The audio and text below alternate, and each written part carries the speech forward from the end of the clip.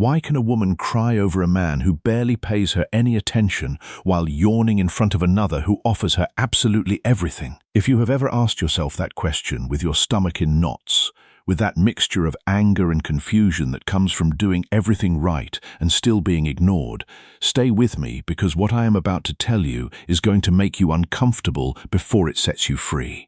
We are going to talk about something almost no one dares to say out loud without softening it, without beating around the bush or apologizing in advance. We are going to talk about why the so-called good man, the one who gives in, who adapts, who turns the other cheek even when it hurts, so often ends up alone, watching from a distance as the person he loves chooses someone who apparently treats her worse. And no, the answer is not what most people think. It is not that the world is full of women looking to suffer. It is not that love is unjust by nature. It is something much deeper. Something that has to do with the way the human brain interprets security, worth, and another person's presence. Before I go on, I want to make something clear, because if I do not, you run the risk of hearing only half of this message and walking away with the wrong part. This is not a defense of cruelty. It is not an invitation to become cold, distant, or manipulative in order to get someone to notice you. Quite the opposite. What I want to show you is why that strategy, even though it may work in the short term, is actually a trap disguised as a solution. And I want to teach you what the real path looks like. One that does not require you to stop being who you are, but rather to stop betraying yourself. Before getting into the subject, I want to tell you something personal, because I think it illustrates what we are about to unpack today better than any theory could. For years, I watched a pattern around me that left me baffled. Devoted friends, generous to a fault, capable of remembering every little detail about the person they liked. Available at any hour, willing to give in during any argument just to keep the peace.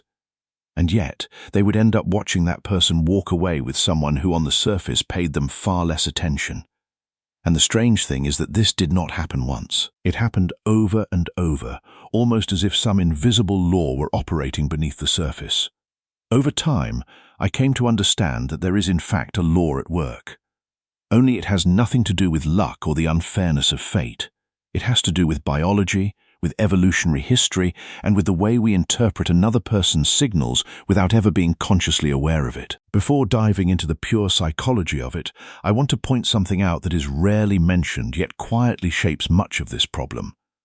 The way we were taught what it means to be a worthy man. Many of us were taught implicitly more than explicitly that the right way to earn affection was to anticipate other people's needs, avoid any kind of friction, and turn ourselves into someone useful, available, and accommodating. No one ever sat us down to explain that this formula has a limit, or that past a certain point it stops creating closeness and starts producing the opposite effect. We learned this through trial and error, often with a broken heart that unlimited giving guarantees nothing, and that lesson usually arrives too late after months or years invested in a relationship that fell apart without any apparent warning. Let us start with an uncomfortable idea. Desire does not work as a moral reward. From childhood, we are taught that if you behave well, if you help others, if you are generous and patient, the universe will pay you back with an equal amount of love. But desire does not operate on that point system. It does not reward sacrifice or punish firmness. Desire responds to something else entirely. The presence someone projects, the security their body and voice convey, the emotional impact they create simply by existing. You can treat someone with total devotion. You can anticipate their every need and still not be desired. It is painful to admit, but it is the truth. And denying it only prolongs the suffering of anyone who keeps waiting for kindness on its own to be enough. This confusion between merit and desire has a very specific origin. As children, we are raised under a system of rewards. Do your homework and you get a good grade. Behave and you get a treat. Follow the rules and you earn approval. That system works reasonably well in a classroom or a workplace.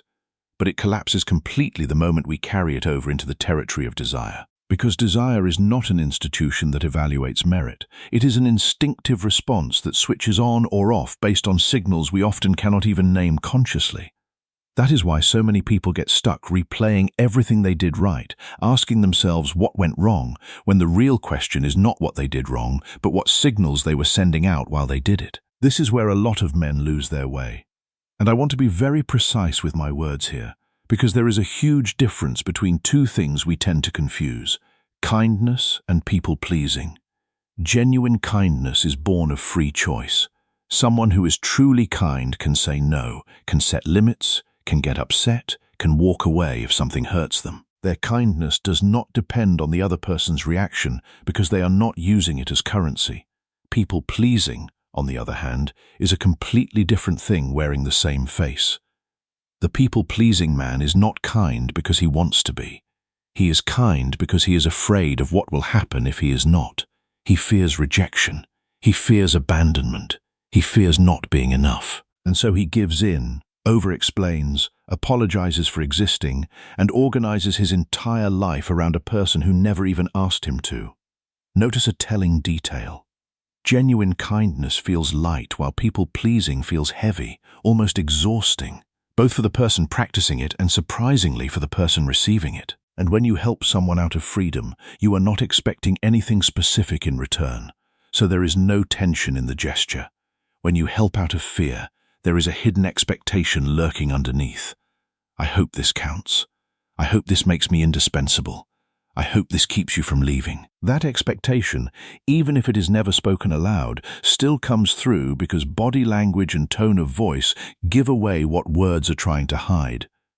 The problem was never treating someone well. The problem is treating someone well out of fear rather than out of choice.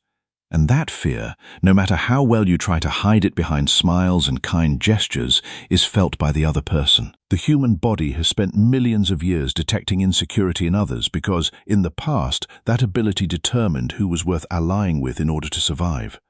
Today, that radar is still switched on, even though we no longer need it to escape a predator. And that radar, without you being able to stop it, picks up on when someone is emotionally dependent on your approval. Think for a moment about how survival worked tens of thousands of years ago. A human group could not afford to indefinitely carry a member who constantly needed external reinforcement just to hold themselves together.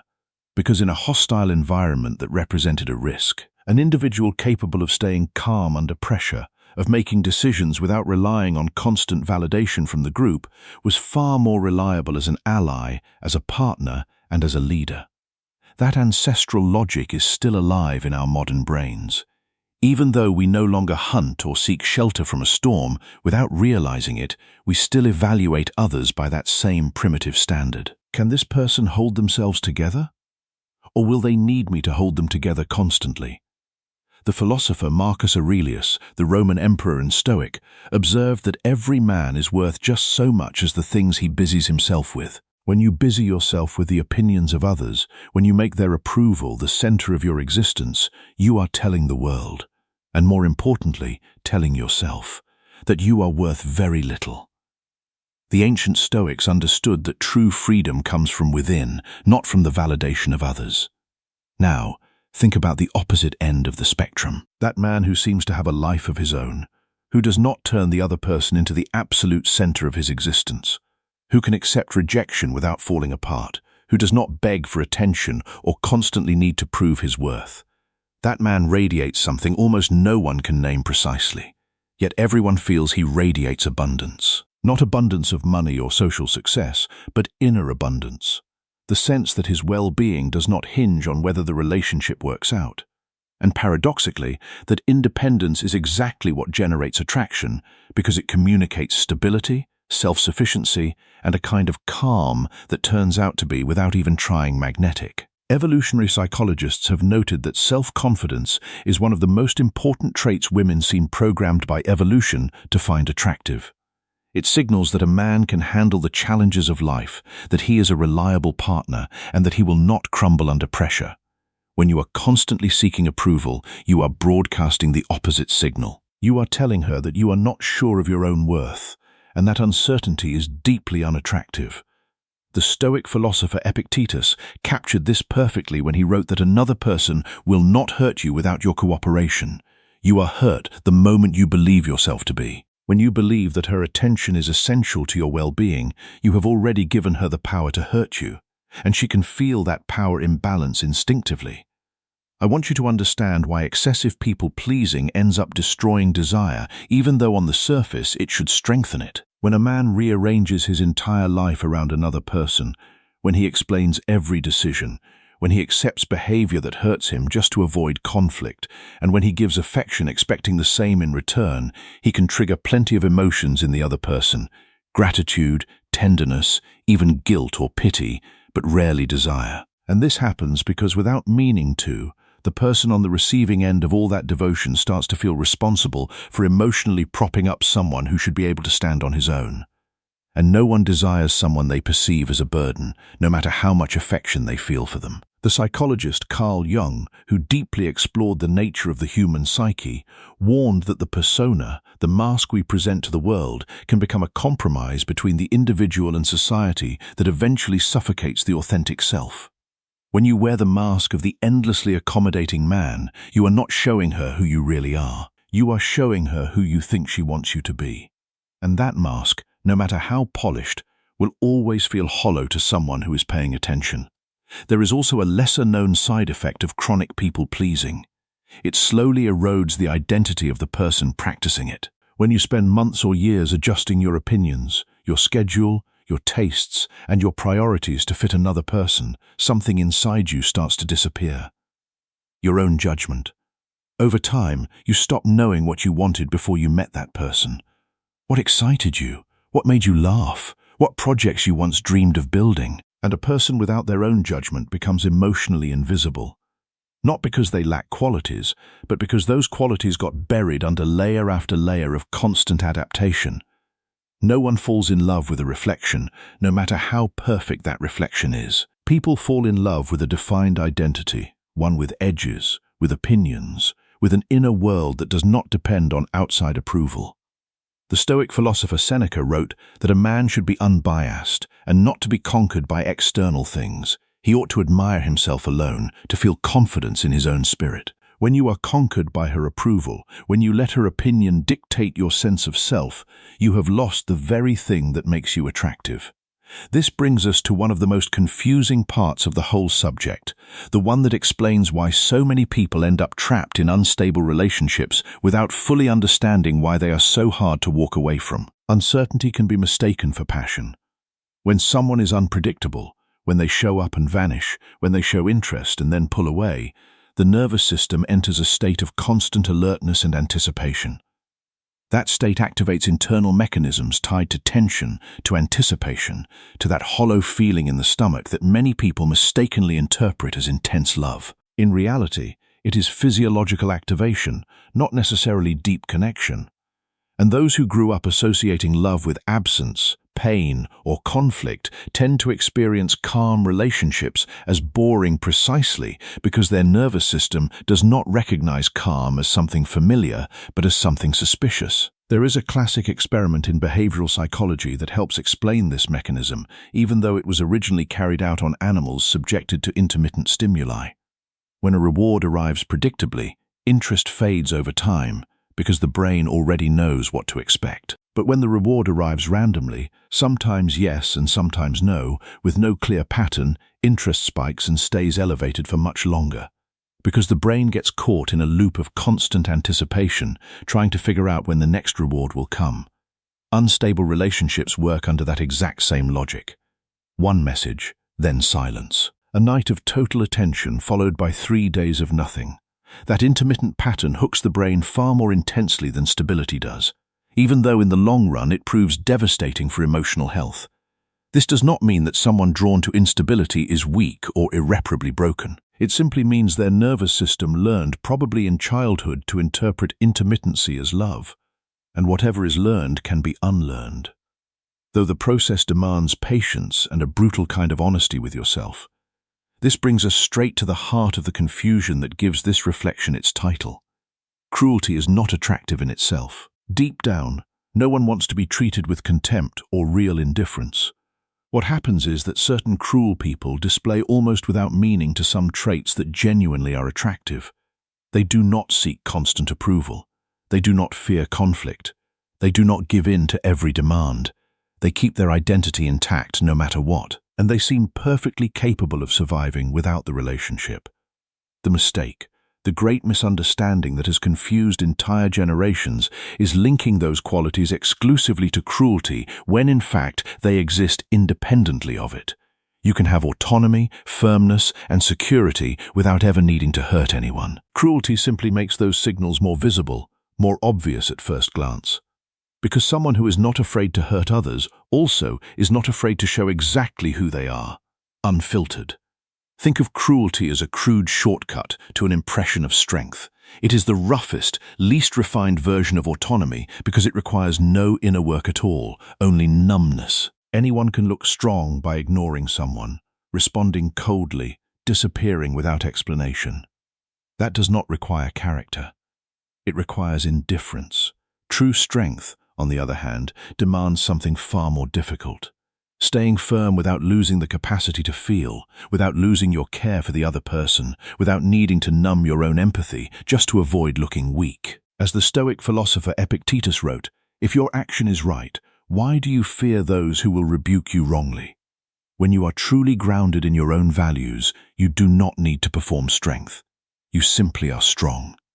And that strength, quiet and unshakable, is far more compelling than any performance of indifference could ever be. And this brings me to what I really want you to take away from this video. Because stopping at the diagnosis without offering a real way forward would leave you exactly where you started. The alternative is not imitating coldness or learning techniques to appear distant. The real alternative is called integrity, and it is infinitely harder to build than any mask of indifference precisely because it demands coherence between what you feel, what you think, and what you do. Being a man of integrity means being able to be kind without submitting to anyone. It means being able to be firm without needing to humiliate the other person just to feel strong. It means protecting someone you love without slipping into control disguised as care. It means being able to lead a relationship, make decisions, propose plans without turning that into domination.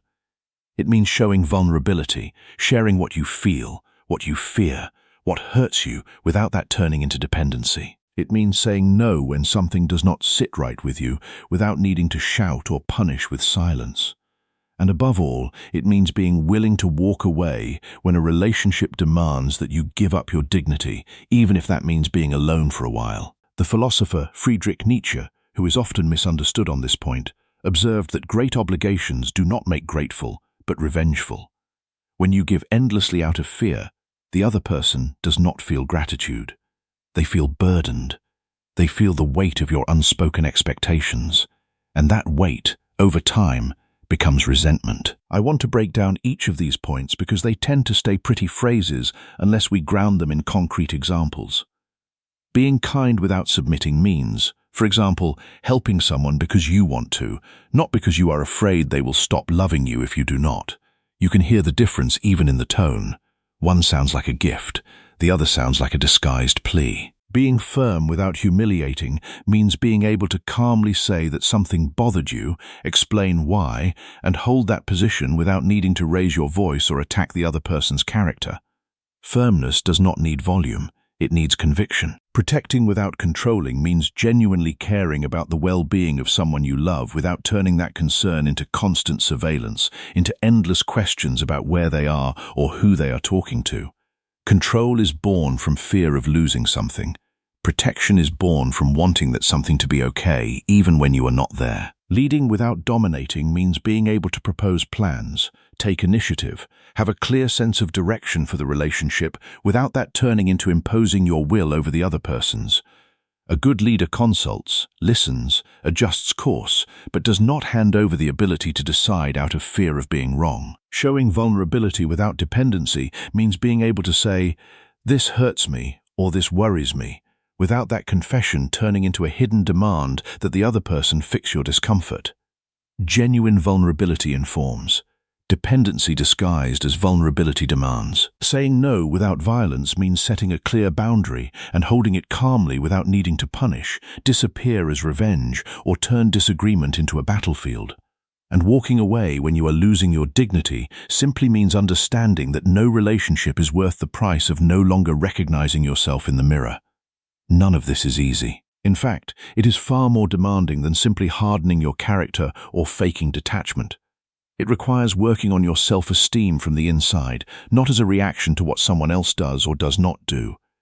It requires building a life that has meaning on its own, with your own projects, friendships, and passions that do not depend on anyone else's validation. Because a man who only exists in relation to a relationship will always broadcast that dependency, no matter how much he tries to disguise it with rehearsed gestures of confidence. The Stoic philosopher Epictetus asked, until he succeeds in suppressing his lust and anxiety, how is he really free? Until you suppress the anxiety of losing her approval, until you suppress the lust for her validation, you are not free. You are a prisoner of your own need. And prisoners, no matter how charming or generous they may be, are not attractive. They are pitied at best and resented at worst. I want to offer you something more concrete than theory, because I understand perfectly well that hearing all of this can feel overwhelming if you do not know where to start applying it in your daily life. Rebuilding self-esteem does not happen overnight, and it does not depend on a single dramatic decision, but on an accumulation of small victories sustained over time. The first area where you can start practicing is the most uncomfortable one of all: learning to tolerate the possibility of disappointing someone. For years, many men have avoided any situation that might trigger a negative reaction in another person. And that constant avoidance has slowly shaped a version of themselves entirely at the mercy of other people's expectations. Practicing the discomfort of saying what you actually think, even if it triggers a lukewarm reaction or outright disagreement, is training just as important as any physical exercise, because it strengthens exactly the muscle that people-pleasing had weakened. The second area of practice has to do with the relationship you maintain with yourself when no one else is watching. Many men spend hours tending to the image they project outward, while completely neglecting the small commitments they have with themselves. Getting up at the time they set for themselves, finishing what they started, taking care of their body, feeding their own personal interests without needing an audience to validate them. Every time you keep a promise to yourself with no one else knowing or applauding, you are sending yourself a powerful internal signal. My word means something, even when I am the only one who can verify it. That quiet self-trust ends up translating almost without you trying into a different kind of presence in front of others. The third area, perhaps the most delicate one, has to do with letting go of the need to control how others perceive you. It is impossible to be liked by everyone, and chasing that fantasy is one of the most silent traps of people-pleasing. The more energy you pour into managing other people's opinions, the less energy you have left to build something genuine. Accepting that some people simply will not connect with you without that meaning something is wrong with you is one of the deepest forms of liberation you can experience in this process. The philosopher Marcus Aurelius asked whether it is a sign of self-respect to regret nearly everything you do. When you are constantly second-guessing yourself, constantly worrying about how you came across, you are living in a state of perpetual regret. And that state is exhausting, both for you and for the people around you. The fourth area of practice, and perhaps the most important, is learning to sit with the discomfort of not knowing. Not knowing if she likes you. Not knowing if the relationship will work out. Not knowing if you will ever find someone. The people-pleasing man cannot tolerate this uncertainty. He needs answers. He needs reassurance. He needs to control the outcome. But the man of integrity understands that the only thing he can control is himself, his actions, his responses, his choices. Everything else is outside his control. And the Stoics understood this better than anyone. Epictetus wrote that it is not events that disturb people, it is their judgments concerning them. The event is that she pulled away. The judgment is that this means you are not good enough. And that judgment, not the event itself, is what causes your suffering. I want to pause for a moment on something almost no one mentions when discussing this topic. The role childhood plays in all of it, both for the person who overpleases and for the person drawn to instability. Many of the attachment patterns we carry into adult life are formed long before we are consciously able to choose how we relate to others. A child who only received attention when he behaved well, who learned that love had to be earned through obedience or sacrifice, will grow into an adult who repeats that same pattern without realizing it, seeking approval in every bond he forms. And a person who associated love with uncertainty, with figures who were only irregularly present, may end up drawn precisely to whatever reproduces that familiar feeling, even when it causes them harm. Carl Jung warned that until you make the unconscious conscious, it will direct your life and you will call it fate. If you do not examine these patterns, if you do not bring them into the light of conscious awareness, they will continue to run your life. You will keep choosing the same kind of people, repeating the same kind of relationships, and wondering why nothing ever changes. Recognizing these patterns is not about making excuses. It is the essential first step toward no longer repeating them automatically. Recognizing a pattern, however, does not transform it automatically. The next step, far more uncomfortable, involves tolerating the strange feeling that comes with breaking it. If your whole life you associated love with the constant pursuit of approval, the first time you set a boundary, you will feel something close to panic, as if you were making an irreversible mistake. That feeling does not mean you are wrong. It means you are reprogramming a very old pattern, and every process of reprogramming passes through discomfort before it reaches freedom. The philosopher Seneca understood that it is easier to rule savage nations than to restrain one's own spirit and submit to self-control. The hardest battle you will ever fight is not with her. It is with yourself. It is with the part of you that believes you are not enough, that you need to earn love through sacrifice, that you cannot survive without her approval. And the only way to win that battle is to face it directly. Now, I want to ask you a direct question. No beating around the bush. If you have recognized yourself in the description of the man who overpleases, who over-explains, who fears rejection to the point of disappearing from himself, what are you going to do from here on out? Because the first shift does not happen in how you treat another person. It happens in how you treat yourself. Start by no longer apologizing for having your own opinions. Start by allowing yourself to say no without justifying it for 5 straight minutes. Start by building something of your own, something that does not depend on anyone else's gaze. A project, a discipline, a mental space that belongs entirely to you. The more solid your identity is outside of a relationship, the less you will need to beg for validation inside one. A simple exercise you can start today is this. For 1 week, before agreeing to any plan or request, ask yourself honestly whether you are doing it because you want to or because you are afraid of the other person's reaction. If you say no, you do not need to change your answer right away. You just need to start noticing the difference. That simple habit of observation sustained over time starts returning to you the judgment that people-pleasing had been eroding little by little. And if, on the other hand, you have ever felt drawn to that instability, to people who appear and disappear, leaving you hanging, it is worth asking yourself honestly whether what you feel is genuine connection or simply nervous system activation dressed up as passion. Calm is not always boredom. Sometimes calm is simply something your nervous system has not yet learned to recognize as safe. One practical way to tell these two sensations apart is to pay attention to what happens in your body when you are with someone. Genuine connection tends to come with an underlying calm, even when there is excitement or enthusiasm on the surface. Activation from uncertainty, on the other hand, tends to come with constant tension, with a knot in the stomach that never fully loosens, with the compulsive urge to check your phone waiting for a sign. Learning to tell these two feelings apart will save you a great deal of suffering down the road because you will stop chasing intensity and mistaking it for real love. It is also worth distinguishing between what sparks initial attraction and what sustains a long-term bond, because a lot of people make the mistake of assuming both work under the same rules. That initial spark can be lit by uncertainty, by a mystery that stirs curiosity, by the sense of not fully having the other person figured out. But a bond that lasts for years cannot survive permanently on that tension because the human body is not built to sustain constant alertness without burning out. Relationships that endure combine both ingredients. They maintain a healthy margin of autonomy and mystery without ever slipping into submission, but they also build a foundation of trust and predictability that allows both people to rest. Confusing the initial fire with the structure that sustains the bond long-term is one of the most common mistakes, and it explains why so many couples who started with an intense spark end up burned out, and why so many calm relationships that seemed solid fizzle out from a total lack of tension.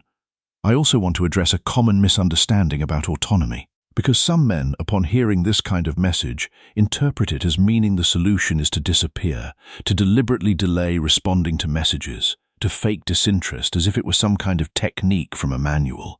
That is not autonomy. That is manipulation dressed up as security, and perceptive people eventually spot the difference. Real autonomy is not performed. It is possessed. You do not need to pretend you have a full life if you actually have one. You do not need to calculate your response times if your peace of mind does not depend on the other person's reply. The distinction is subtle but decisive. One thing is building a solid life that naturally projects security, and quite another is playing the role of someone secure while anxiously checking your phone on the inside. Sooner or later, the mask slips because sustaining a performance takes energy that authenticity simply does not need. I also want to mention something that tends to go unnoticed in reflections like this one: shared responsibility in building healthy relationships. It is not only about a man developing integrity. It is about both people within a relationship committing to examine their own patterns instead of projecting all the responsibility onto the other. A man of integrity might, without seeking it, end up with someone who has not yet done that inner work. And in that case, his firmness alone will not be enough to sustain the relationship, because the health of a bond depends on two people willing to look at themselves honestly, not on one person carrying the entire weight of the effort. Before wrapping up, I want to address something I constantly see in the comments of videos like this one, because I think it deserves a direct clarification. Every time this subject comes up, two equally mistaken reactions tend to appear. The first reaction comes from those who hear the word cruelty and decide the solution is to become harder, more distant, more difficult to reach, as if coldness were a switch you could flip without consequences. That interpretation completely misses the central message. Calculated coldness is not strength, it is a disguised defense, and whoever practices it ends up over time just as alone as the people-pleaser he was trying to avoid becoming. The second reaction, equally mistaken, comes from those who hear talk of boundaries and autonomy and conclude that any form of devotion or care toward another person is by definition a weakness. That reading is just as harmful because it produces men incapable of committing, incapable of showing tenderness, trapped in an impoverished version of masculinity that mistakes invulnerability for maturity. Neither stance solves the real problem because both avoid the genuine work of looking inward. I also want to mention something rarely said with enough clarity. This process of rebuilding has no defined finish line. There is no single day when you wake up completely cured of the need for approval. No single moment when insecurity disappears completely and forever. What happens with sustained practice is that you start noticing the old patterns more quickly and you manage to interrupt them before they take full control. There will be days when you go back to over-explaining, when you give in out of fear again, when the old habit of people-pleasing resurfaces almost out of sheer inertia. That does not mean you have failed. It means you are human and that you are unlearning something that had been wired into the way you relate to others for years. The difference between someone who moves forward and someone who stays stuck is not the absence of setbacks, but the ability to notice them and correct course without punishing yourself disproportionately.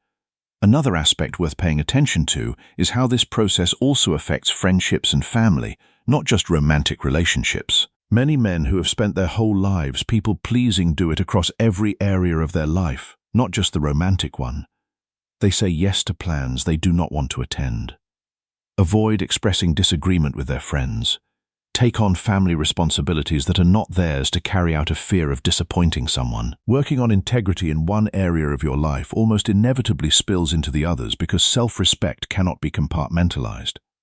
As you start setting healthy boundaries in your romantic life, you will notice it also becomes easier to do so at work, with your friends, even with your own parents. And that consistency across every area of your life is in fact one of the clearest signs that the transformation is genuine rather than a strategy selectively applied just to land a partner. I also want to leave you with a thought about time because it tends to be the factor that discourages people the most when they start down this path. Building a solid identity, a life full of your own projects, a self-esteem that does not depend on other people's opinions, does not happen in a few weeks. It is a process measured in months and often in years. And in a world that rewards immediacy, that has conditioned us to expect instant results, accepting that this change requires patience can feel frustrating. But I want to remind you of something important. Every small step you take in this direction is already transforming how you relate to yourself, even before it becomes visible on the outside. You do not need to wait until you feel completely transformed to start acting differently. Consistent action sustained over time is what ultimately generates the internal change, not the other way around. The final message in all of this is not that you need to become cruel in order to be desired, nor that kindness is doomed to fail. The message is that you need to stop using kindness as a strategy to avoid abandonment and start practicing it instead as the free expression of someone who already respects himself. A whole man does not need to erase his tenderness to be attractive, nor does he need to fake indifference to appear strong.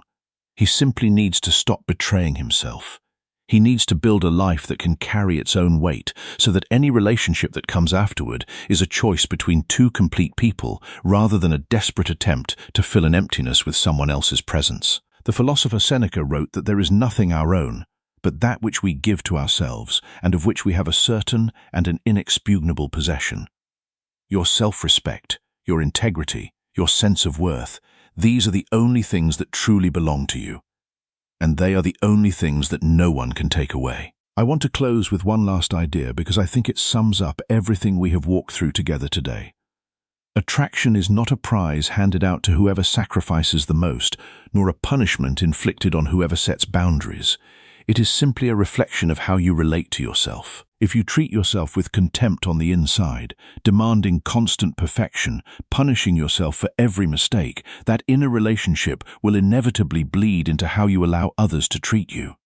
And if you learn little by little to treat yourself with the same firm respect you demand from anyone else, that respect will start projecting outward without you having to fake anything. You do not need a mask of coldness to be respected. You need an honest relationship with yourself, and everything else over time starts falling into place on its own. Think of everything we have talked about today, not as a list of instructions to follow to the letter, but as a general map to help orient yourself whenever you feel lost. There will be days when you clearly recognize whether you are acting out of fear or out of free choice, and other days when the line blurs and you will need to stop and think it through calmly. That is completely normal. No one builds a solid identity overnight, and no one switches off patterns formed over an entire lifetime all at once. What matters is that you now have a different language to name what is happening to you. And that language over time becomes the compass that lets you correct course every time you notice you are betraying yourself again. The Stoic philosopher Epictetus also wrote that people are ready to acknowledge some of their faults, but will admit to others only with reluctance. It is easy to admit that you have been too kind, too generous, too giving. It is much harder to admit that your kindness was a strategy, that your giving was a transaction, that your generosity was a way of buying love because you did not believe you deserved it for free. But that admission, painful as it may be, is the beginning of freedom. Because once you see the strategy for what it is, you can start to dismantle it. You can start to ask yourself, what would I do if I were not afraid of losing her? What would I say if I were not terrified of her reaction? How would I act if I already knew I was enough? And the answers to those questions will show you the path forward. They will show you what it looks like to be kind without submission, firm without cruelty, and present without desperation. They will show you what it looks like to be a man of integrity. And that man, not the people-pleaser, not the performer, not the man who betrays himself to keep the peace, is the man who is truly attractive. Not because he is trying to be, but because he has finally stopped trying to be anything other than himself. If you made it to the end of this video, comment "I matter" and I will personally respond to you myself. And if this resonated with you, subscribe to be part of this space and give it a like if you enjoyed it. And if this video helped you in one way or another, please consider supporting the channel using the Super Thanks feature. Your support means a lot, and it helps us keep creating better content specially for you. Every contribution goes directly into improving the quality of these videos and bringing you more of the Stoic wisdom and psychological insights that you have come to expect. Until next time, stay grounded, stay strong, and remember that the most important relationship you will ever have is the one you have with yourself. Take care of that one first, and everything else will start to fall into place. I will see you in the next one.